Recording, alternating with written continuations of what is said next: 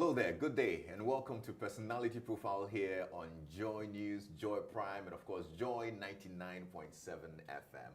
I'm Lexis Bill. I look forward to these conversations because we get to sit with amazing people who are doing great things for the continent and for Ghana as well. And today, I've got one very important guest in the seat. Yes, you'd love to know about his journey. A very colorful one, a very colorful journey. And he's a man that literally keeps us connected. I'll tell you how in just a little bit. But before that, tell a friend to tell a friend that Personality Profile is live now. And this is one of the conversations that they wouldn't want to miss, okay? Our videos are also streaming online. You can share it with your friends on your platforms and let them stay tuned in, okay? So let me tell you about my guest today. Like I said earlier, he's the man who literally keeps us connected. He's not just the CEO of the biggest telecommunications company in Ghana. He's the man steering over 28 million subscribers. Yeah, powering businesses, friendships, you know, and even those midnight calls that we love to make and say, hey, where are you? You know what I mean? Yeah, he's the man powering that from South Africa to Benin to Cameroon, Jamaica, and now Ghana. He's been everywhere, or should I say, everywhere you go. Yes, he's been everywhere the network bars take him. He's a seasoned telecoms leader, a strategist, and a man passionate about people, performance, and purpose. Yeah, he served as MTN Group Operations Executive for Markets, where he oversaw operations in 8 countries in West and Central Africa. He also served as Group Chief Operations Officer for Digicel in Jamaica and as CEO of MTN in Benin and Cameroon. He holds a bachelor's degree in commerce from the University of KwaZulu-Natal, KZN, with a focus on finance, economics, business, administration, and marketing. He sits at the helm of Ghana's #1 telecommunications platform. Under his leadership, MTN Ghana has moved aggressively into digital transformation, of course, from financial inclusion and network expansion. He's not just chasing profits, he's chasing impacts. Ladies and gentlemen, please help me welcome Mr. Stephen Blewett, the CEO of MTN Ghana. Stephen, welcome. Thank you. Good to see you. Thanks, man. And how you doing? I'm good. Happy birthday in advance. I hear you're turning, 23? Yeah, younger. I'm the only person in the history of the world who goes younger every year. It goes the other way. Happy birthday. Thank you. Yes, how does it feel to be 23 years old? Oh, it's the same. 23 years young. Well, I was 24 last year, so I'm getting younger. Yeah. Are you one of those who are quite excited about their birthdays, or you're nonchalant about it? I used to be more excited when I was buying, when people were giving me gifts, but now my family's got to the point they're like, okay, buy yourself something. Goodness, they're like, you'll know what you want. Just get it for yourself. No, but it's always good to celebrate. We do it at MTN every month. We do a birthday breakfast. Is it? Yeah, so we get together all the people who've had their birthdays in that month. Okay. And we celebrate together. So wow. we do it in all the regions as well. And then when it's your birthday, you get a half day off. So from 12 o'clock. See. So I saw my assistant hadn't done that for me. And I said, well, am I not entitled to the half day?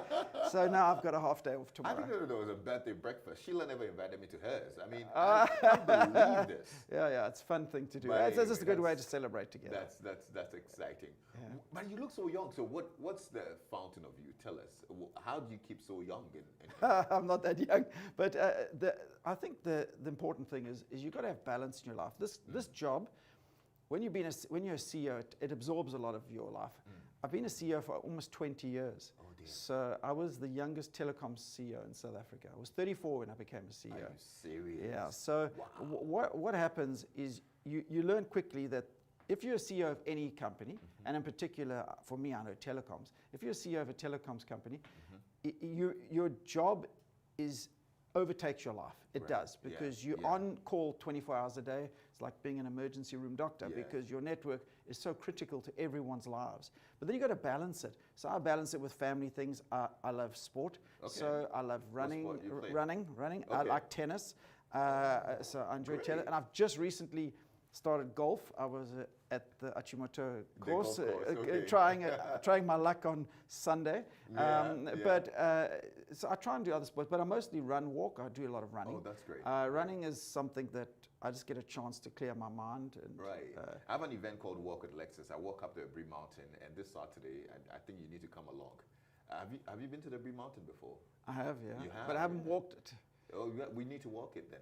Yeah, I'm sure you'd enjoy it. very scenic views as well. Yeah. I like doing something. And it's so funny because where I live, you get to see the same people walking. Okay, So these two older gentlemen that I see every single time running. Wow. And every time we meet each other, we greet each other. And then I decided we keep greeting each other as we pass. And then the last time I stopped and took my headset out and said, oh, we might as well just introduce ourselves since we keep passing each other. But it's part of the way of keeping I'm glad sane. you love health and fitness. Yeah, yeah. That's one of my passion points as well, so I'm excited. And I play tennis too, so okay. yeah, we should play some You look like you'll be backhands. better tennis than me, but yeah. I don't think so. We'll see. Find out at some Yeah, point. we'll see, yeah. Anyway, but congratulations. It's been a year and some change as CEO of MTN. Yeah. How's it been so far? Well, I mean, it's been almost a year and a half, and I was saying to someone, I mean, I've done this job in many parts of the world.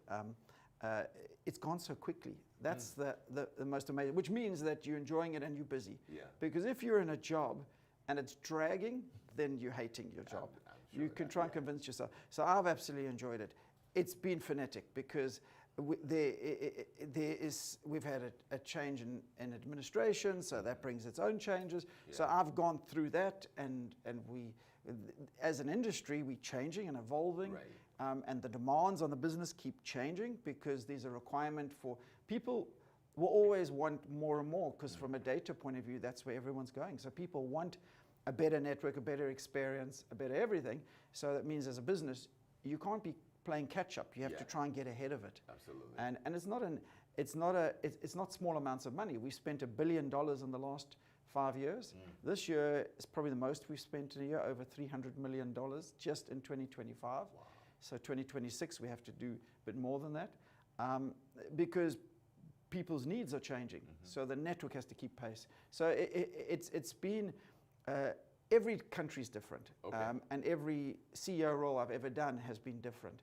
And I've really enjoyed this one because a lot of my other ones have been francophone countries. Okay. My French is okay. I would never say. Je comprends.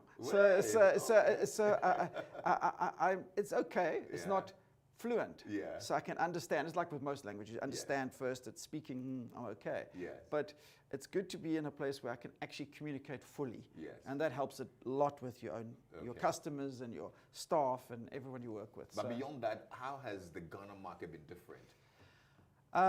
It's the size, I suppose. I've worked in many other markets around the world, but this is a very, very big market. I mean, MTN, most people don't realize we're the largest taxpayer in Ghana.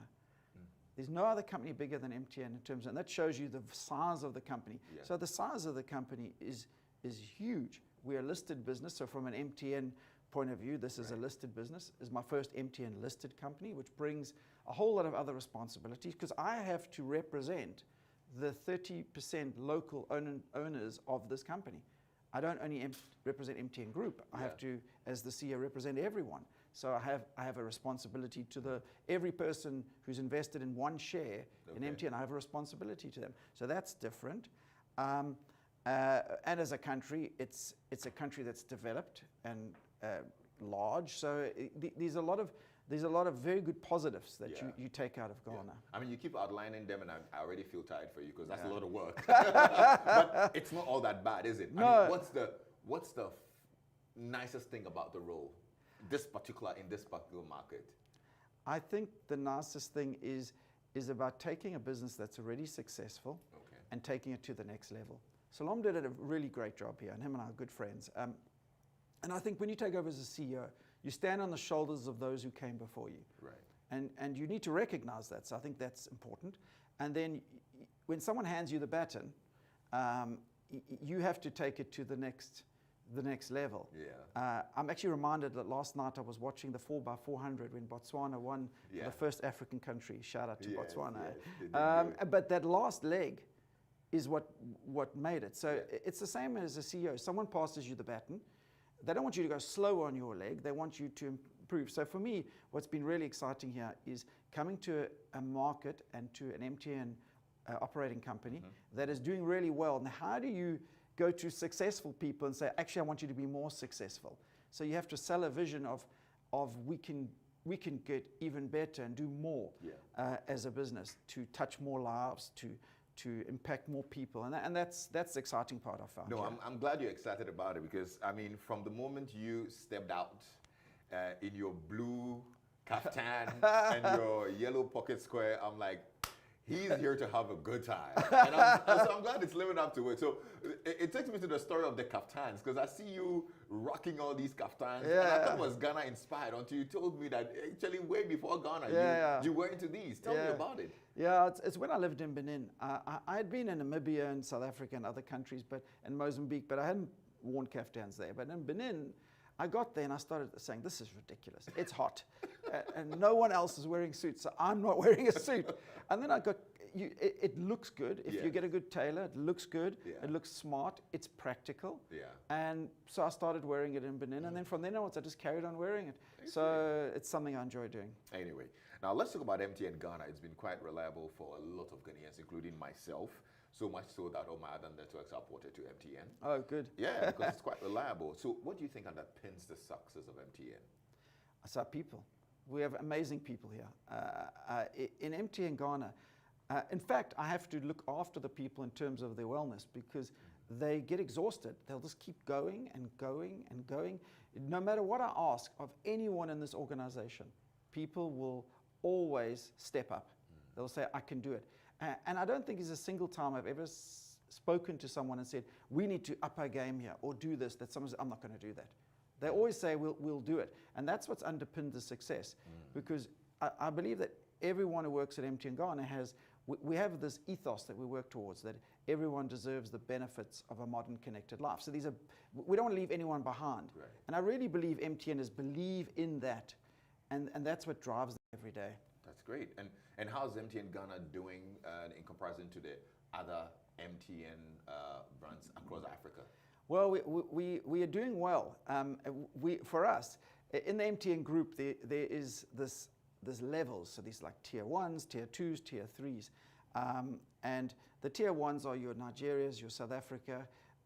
And we are definitely doing very well to catch South Africa, and which gives me great joy. That's good.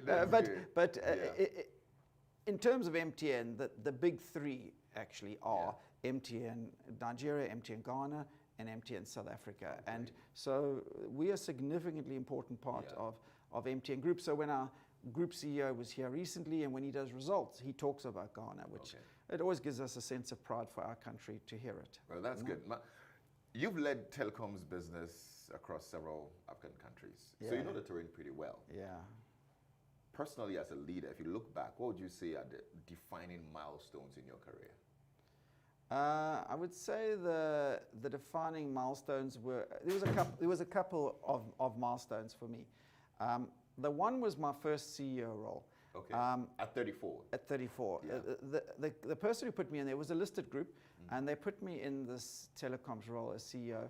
And frankly, I was too young to be at that stage, because I had never done an executive role. So I went from a general management role. I skipped executive straight to CEO.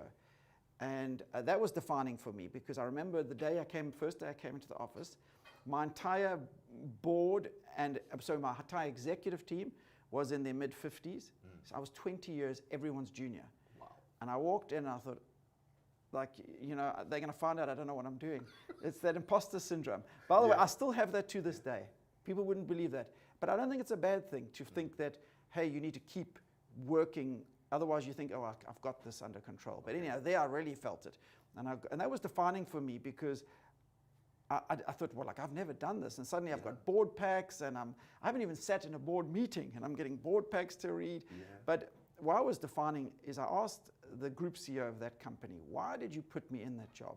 And he said something interesting to me. He said, I saw potential in you that you yet hadn't identified. And because I said I wouldn't have put a 34 years old, unexperienced person in there. Yeah. But I learned. I struggled. I honestly struggled. What was the biggest challenge? Did you have to deal with that ageism? Oh, that was a big problem. Is it? Because they didn't want to listen to me. I hadn't come from that business. I came from outside, and I'm 20 years their junior. So you can imagine this 34-year-olds telling 50-year-olds, which is my age now, hey, I'll tell you how we're going to run the company. And I made mistakes. I remember coming in day one and doing a presentation to them on day one of what we're going to do.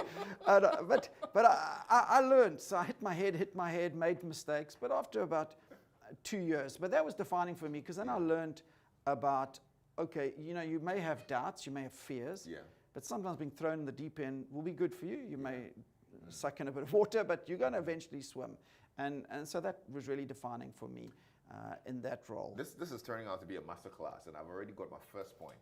When put in a CEO role, never do a presentation on your first day.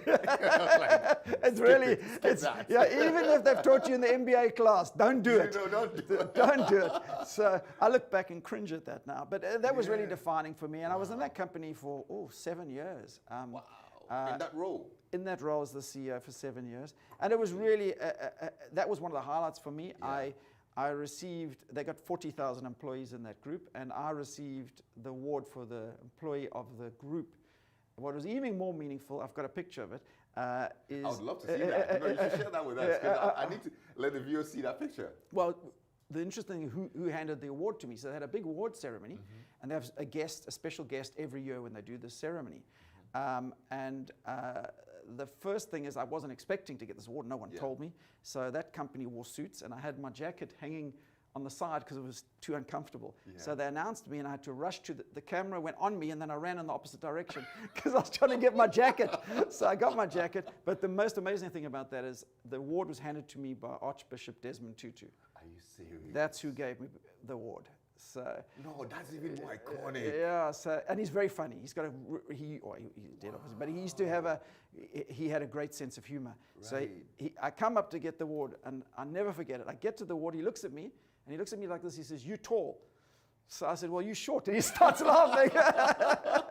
But he had a great sense of humor. No, so there's a picture of him and I together giving that award. No, I'm so jealous of you because just a couple months ago I was at his museum in Cape Town. Oh, right. To learn a bit more about him. And amazing guy. Amazing guy. That's nice. Because he did the Truth and Reconciliation Commission as well. So, but very, very cool guy. I got to talk to him a bit afterwards. But yeah, so that was defining for me. Then through your career, you have different defining roles. I think moving into a francophone country in Benin as the CEO of MTN, that was my first MTN role. Okay. That was defining because also I didn't speak French. I'd never spoken a word of French. And I get put into a country that speaks French in a new group that I hadn't worked in before. Yeah. And it's the same thing. You've got to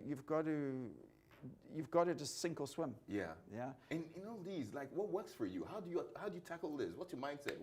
How do you go in? Because it looks like you've been in the deep end most times. Yeah, I have.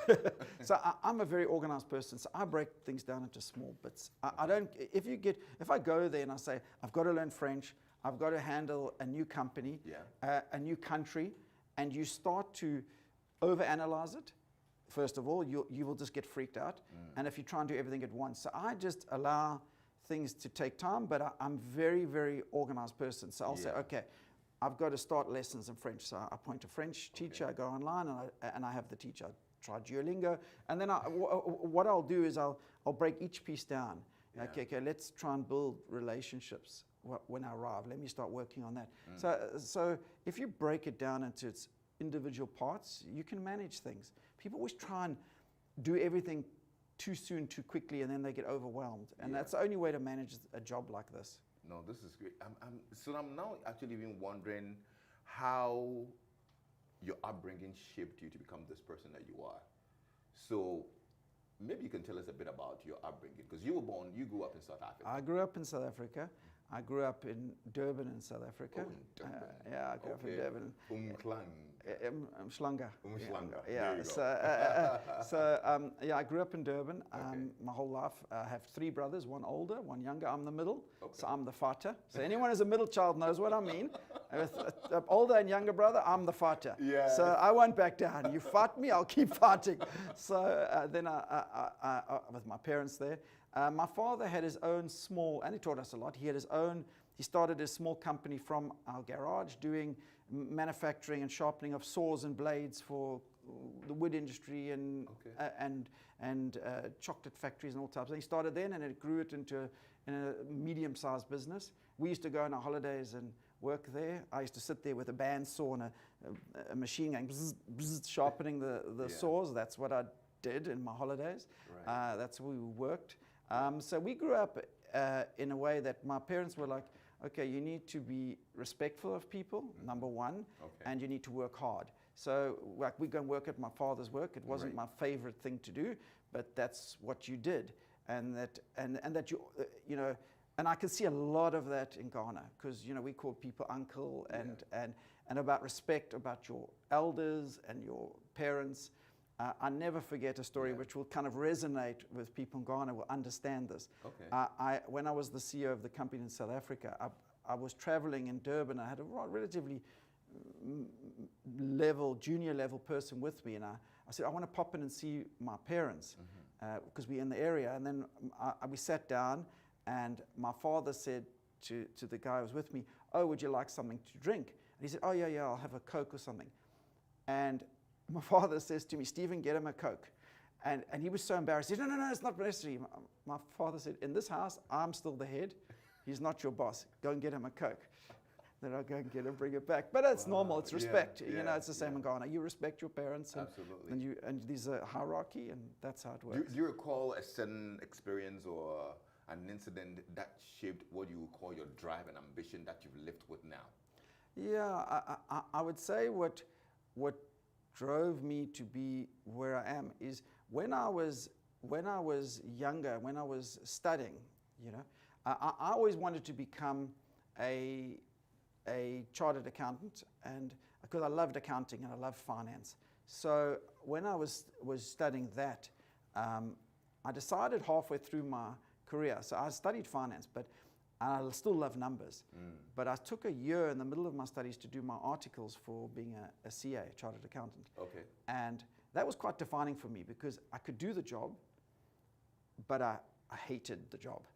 I absolutely hated it. I did it for a year in Cape Town, which was a nice place to work. Yeah. And then I actually had to come back, and that's why the marketing and the majors changed, because I did marketing. I added marketing because I thought, I'm not sure I can sit as a financial person every day of my life doing this job. And that was really defining for me because I had to in the middle of my studies, make a career decision, because up to that point, I'd never considered any other job. Really? Yeah, because I'd been very good at school in accounting, and so I didn't see anything else. So that was really, and I'm glad I did it, because if I had finished the degree and then did the honors and then did the articles, I'm like, oh my boy. Yeah. And it was really tough for me to make that decision because I knew if I didn't make it then, I would have a problem. And I've had to do that twice in my life. The second time was when I started my career working for Shell. I worked for Shell Oil for about 6 years. In Mozambique, and then in South Africa, and in Joburg and Cape Town. Yeah. And I had a good career in Shell. But the same thing, one day I was sitting there and looking, what's this cell phone story coming here? I was like, oh, that looks interesting. I like technology. I love new things. Either I keep on my career in oil and gas, or I make a decision. So I had to go 2 levels down from Shell to get into the telecoms industry.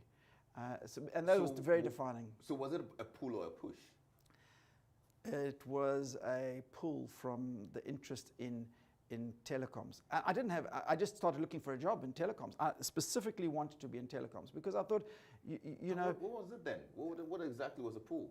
Because the pull was, I looked at oil and gas and I thought, this is never going to change. It's still going to be oil and gas. Yeah. I mean, to this day, I was working on Helix oils then, and they're still Helix oils. Shell Helix, oh my goodness. So I was like, no, this is, I always enjoyed technology, and I always enjoyed innovation. And I thought, there's no innovation here. It's a great company, great job, but not for me. So that's when I did it. And so I had to go from, I was in a national role and an Africa role in Shell to a regional job in Cape Town. In South Africa? Yeah, in Cape Town, South Africa. I had to, and that was hard because now you're suddenly in this big job and it's like much smaller job. But I figured, well, I'm young enough. Let me do it. But that was defining. I'm glad you mentioned young enough because I was going to ask, were you single then? No, I wasn't. Oh, you were married? Yeah. And she allowed you to? Yeah, I've been married. That's a good way. I've been married for 33 years. I was married. My wife was 21. She literally just had 21 like a week before we got married, and I was 23.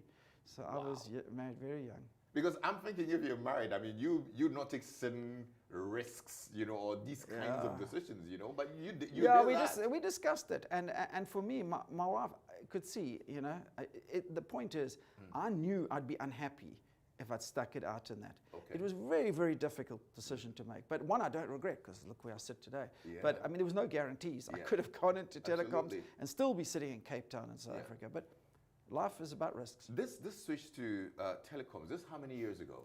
Oh boy, that would have been 25 years ago.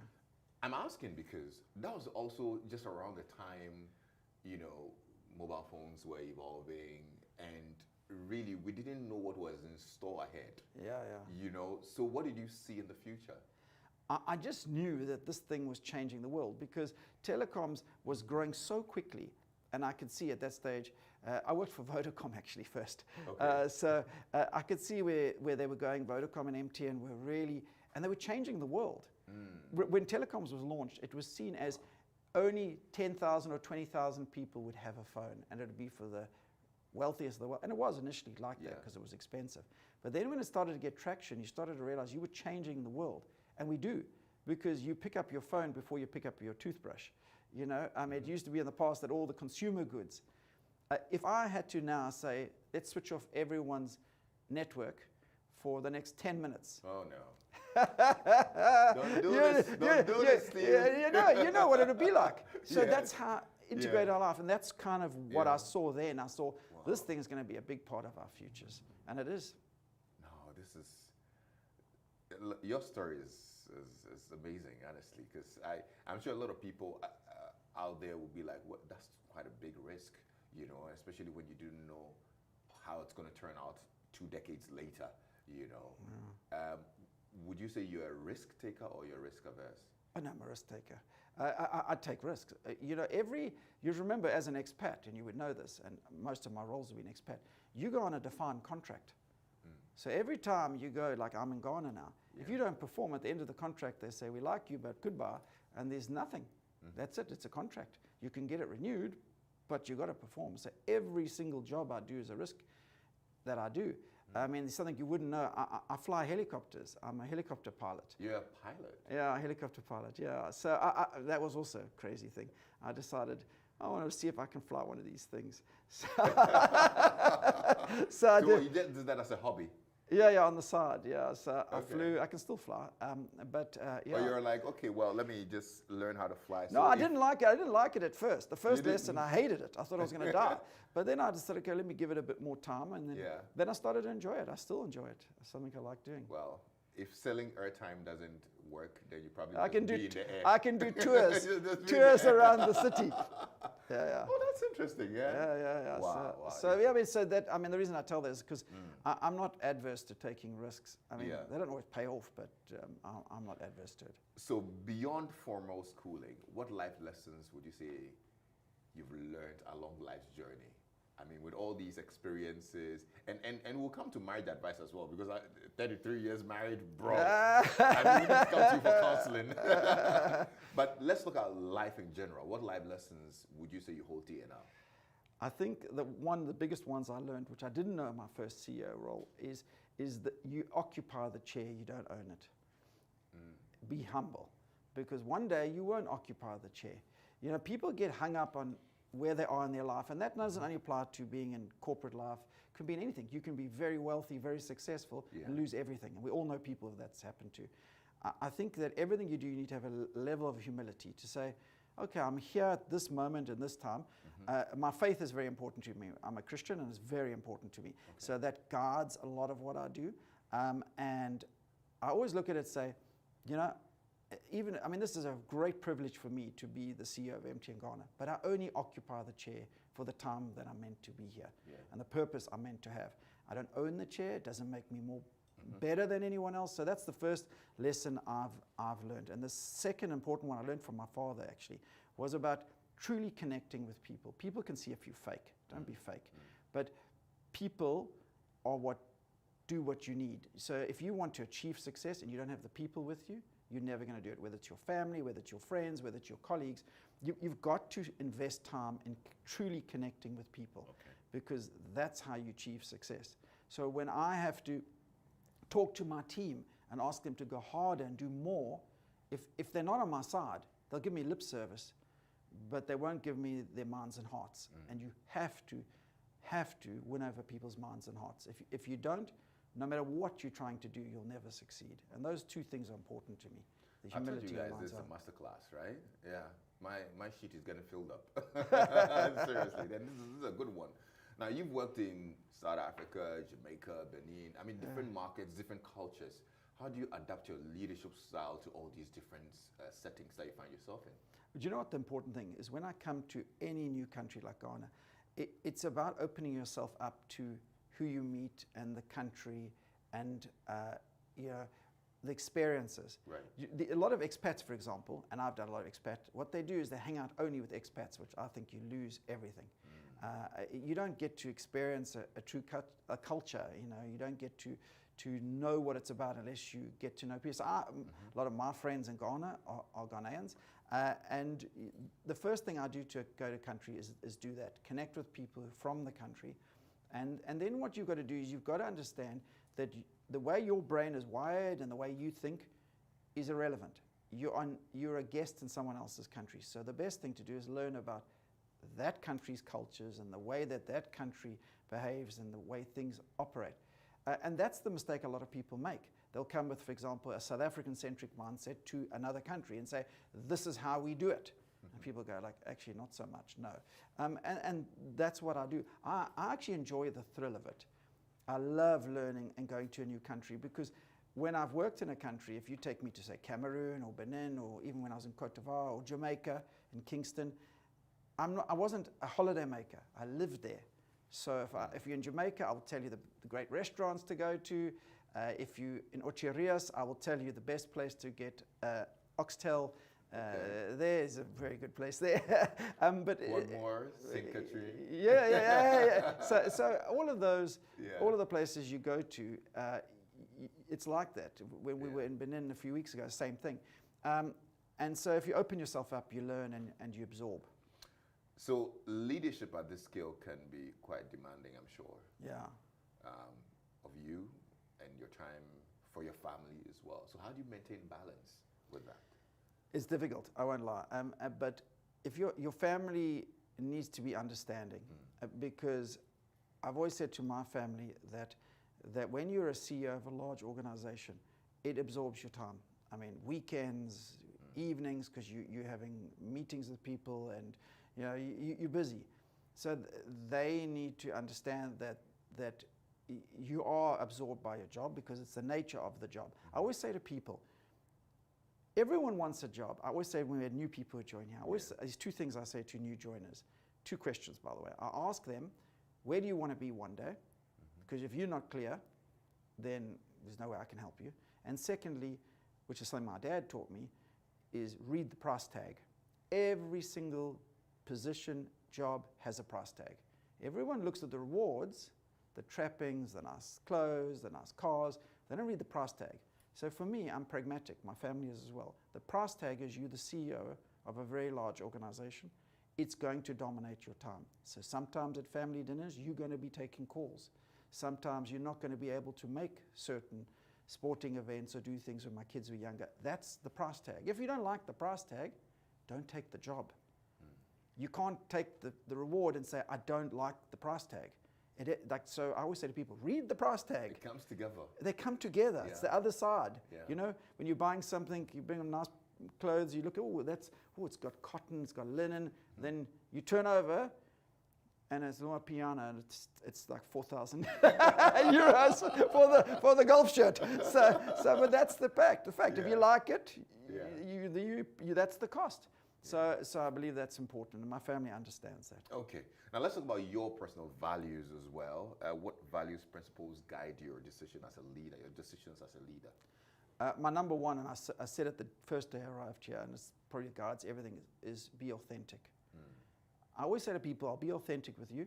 So authentic means sometimes you won't like what I'm saying. I'll say to you, look, this is not good, or this is not working. I'm going to tell you. But you respectfully, you tell people things, but I'll be always authentic with people. That's my number one guiding principle. And my others, like I said, is I don't hide the fact that my faith guides me, and that is something that's very important in my life. You wouldn't know this either. I have published a Christian book and two non-Christian books. So I've written 3 books, published 3 books. What are they called? The first one was a business book. I was lecturing part-time, and I wrote a book called Practical Sales and Marketing for South African Business. And then I wrote a book called The Three-Dimensional View, which was around how you think differently and not in a linear way. Okay. We tend to say X plus Y equals Z, but X plus Y can equal Apple, just different thinking. And then the Christian one was called Beyond the Line. That's the last one I published. So I don't have much time to write books anymore, but anyhow, I did do that. But so my faith does guide who I am, and I think that has been a big part of my success. Can you share a moment where things didn't go as planned? You probably had, I mean, it's not been all rosy. No. There had been moments where you're like, nah, this is not working. And how did you turn it around? Yeah, I've had many of those examples. I had an example, and I won't mention the company, where I was so positive about a new product that we were going to launch. And I was the one driving this thing. And I heard a few people say, are you sure this is going to work? But I was 100% convinced. But I'm not risk averse, so I'm like, let's go for it. Yeah. And we went for it, and I couldn't understand why the market didn't respond, because in my mind, this was too good to be true. That was the problem. It was too good to be true. Too good to be true. Okay. So everyone was like, no, it can't be real. I'm like, no, it is real. And I tried everything. And so we had to roll it back, and I had to eat a lot of humble pie and say, but I couldn't, because I couldn't believe that people would look at something and say it's too good to be true. Yeah. But that's exactly. And no matter what we did in advertising, it didn't work. Wow. That was a tough thing for me to go through. And it wasn't quick. It was over months. But I learned sometimes you just need to listen to people. Mm-hmm. You know, in a room, the noisy people like me, maybe ignore them, listen to the quiet person sitting right in the corner. Often they have something you need to hear. Yeah. And so I learned from that. And I've had some tough moments. There was a period of time when I was in Benin that there was some issues happening with MTN and the government, and I was the CEO, and I was kicked out the country for 6 months. Yeah, that was quite rough. I left my family behind because it wasn't personal; it was business. Yeah.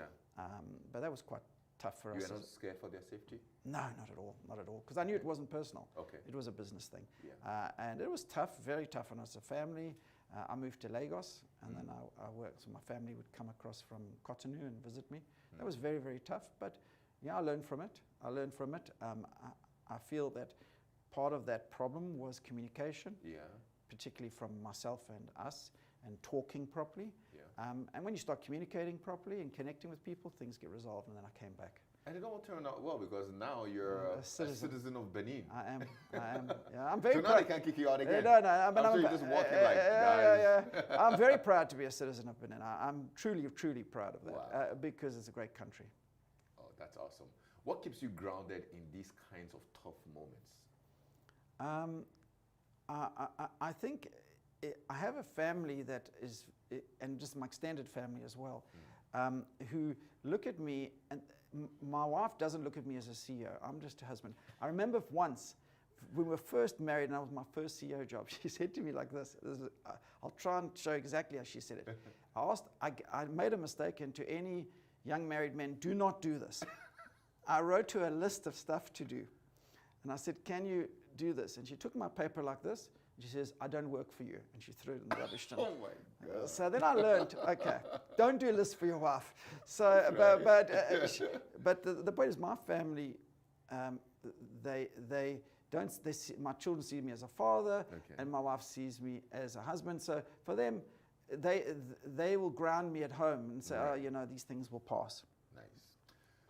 What's your vision for MTN Ghana? Like you mentioned earlier, you came in and it was pretty successful. Yeah. But where do you see it? What's your vision for the company? We need to. There's a few things we need to do. First of all, we want to grow what we do in digital. So we need to bring more people into the digital ecosystem, because MTN has changed from being a telco to a platform business. So what does that mean? It means that we can host more people. Think about mobile money. Mobile money is just a platform that sits on top of our business. I mean, can you believe it? An entire business like that is 25% of our revenue is from a platform. It's from an app.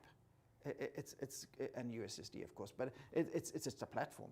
So on the digital side, we'd like to do more. And I'm very, very positive about where we can go in terms of Ghana-produced products.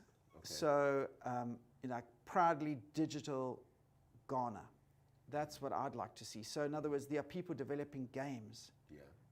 I want to be able to give them the opportunity to sell their games to almost 30 million customers. So we enable their businesses. I met the team doing that at our DigiFest 2 weeks ago. It was really intriguing what is happening in our country, and people are not seeing it. So I'm very passionate about using our power as MTN to layer. So if you've got a digital product, let's layer it on top and let you get access to market. Let's help people in agriculture get their products to the market using digital means. So we're very, very positive around that and growing the digital piece of our business. We know that the regulator declared you like an SMP, significant market power, which essentially limits certain aspects of your business operations, like pricing. But would you say the SMP has been helpful to you as a business? No, it's been difficult for us as a business. Of course, no one wants to be limited, but having said that, what you have to look at SMP, and this is the angle that I look at it from, you can use your significance for poor things, for saying, okay, I don't care, or you can use your significance for good. And that's the discussion we're having with the NCA and with the minister to say, how can our significance be used for good? Right. And that's a positive thing, so that, yes, we've achieved it. And we didn't achieve it by chance. We weren't always number one. We were number 3, and we invested to get to where we are. But we need to use where we are to, so for example, grow the amount of people on smartphones. You know, there's 30% of Ghanaians who don't have a smartphone. So they're being left behind. So how do we get more people to be able to use data products? How do we get more people access to digital? So our role, the way I view it, is you become less of a threat of an SMP if you're working for the agenda of the country.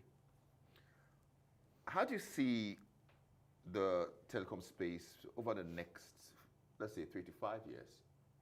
I think it's going to evolve from where it is now, where everyone's focusing on the network and the size of your network, and into, as I said, the layering upon it, and how you develop. If you think about, look at Meta, Facebook.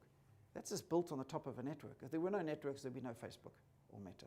So I think that's where things are going to go, that with AI coming in now, AI can help you code.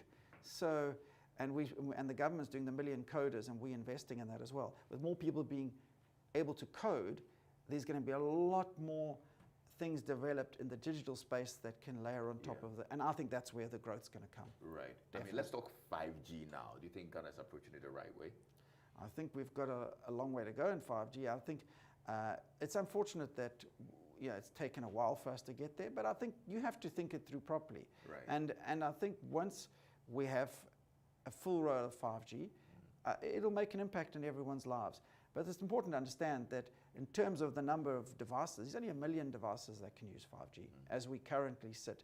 But 5G as a technology is important for expansion of our economy.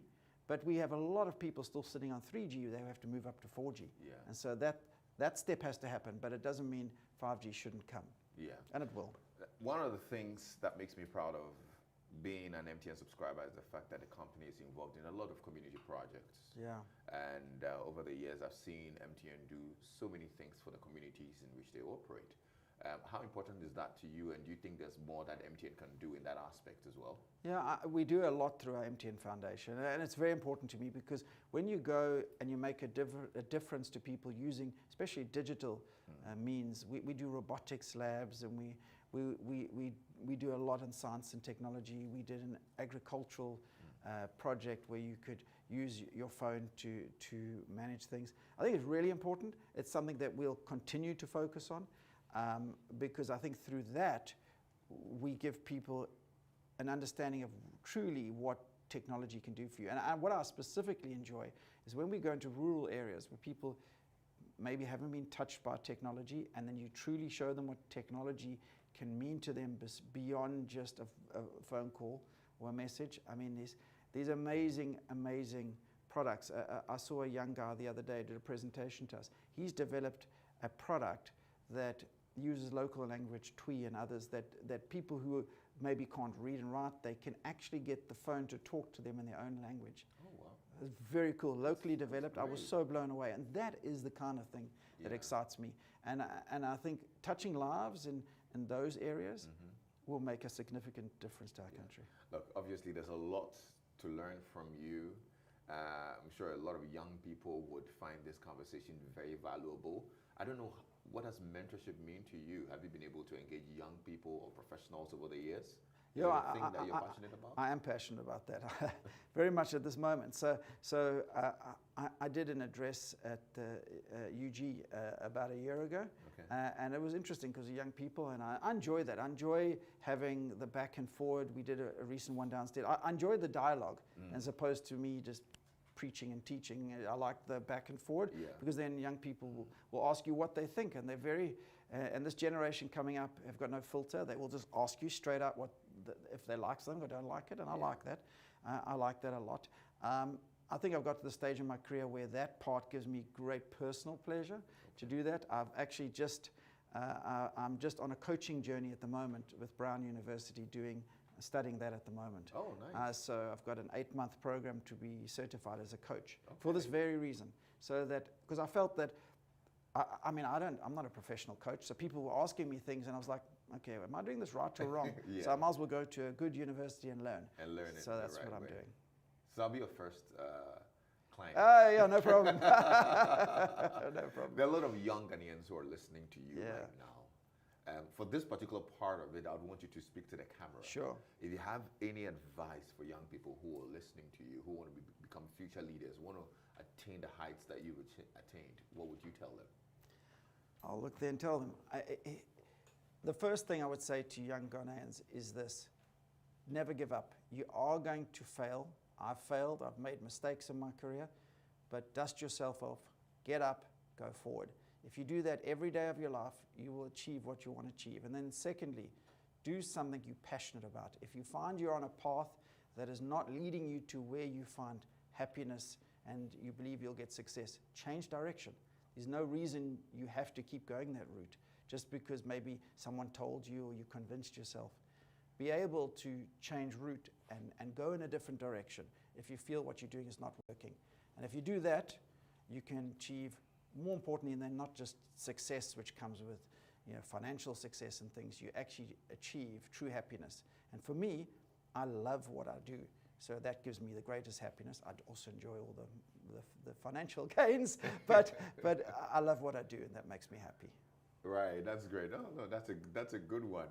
And I like that you threw in you love the financial gains. What do you spend your money on? Watches.